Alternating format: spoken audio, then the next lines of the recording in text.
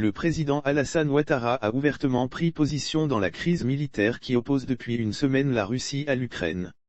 Recevant mardi 1er février 2022 des ambassadeurs occidentaux, accrédités en Côte d'Ivoire, la ministre Kandia Camara a indiqué avoir reçu des instructions fermes du président Alassane Ouattara, pour que la Côte d'Ivoire soutienne l'Union européenne et ses alliés à voter oui sur toutes les résolutions qui seront prises par les organisations internationales travaillant sur la crise en Ukraine. Le plaidoyer de l'État ivoirien. Selon le document, la chef de la diplomatie ivoirienne a sollicité des responsables des représentations diplomatiques présents, leur implication dans la bonne gestion de la situation des Ivoiriens vivant en Ukraine pour faciliter leur sortie de l'Ukraine et que tout le monde soit logé à la même enseigne quant à leur sortie de l'Ukraine. Elle a souhaité qu'il leur soit créé des facilités de passage aux frontières. Les ambassadeurs ont tenu à rassurer la chef de la diplomatie ivoirienne sur les dispositions prises pour accueillir tous les réfugiés et les Ivoiriens en particulier.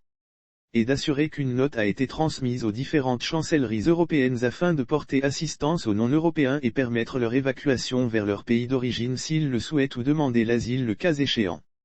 Les Occidentaux, notamment l'Union européenne, les États-Unis, le Canada, le Japon ont pris de lourdes sanctions économiques. Les Occidentaux, notamment l'Union européenne, les États-Unis, le Canada, le Japon ont pris de lourdes sanctions économiques et diplomatiques visant à contraindre la Russie à cesser immédiatement l'invasion militaire qu'elle mène depuis jeudi 24 février dernier sur son voisin ukrainien.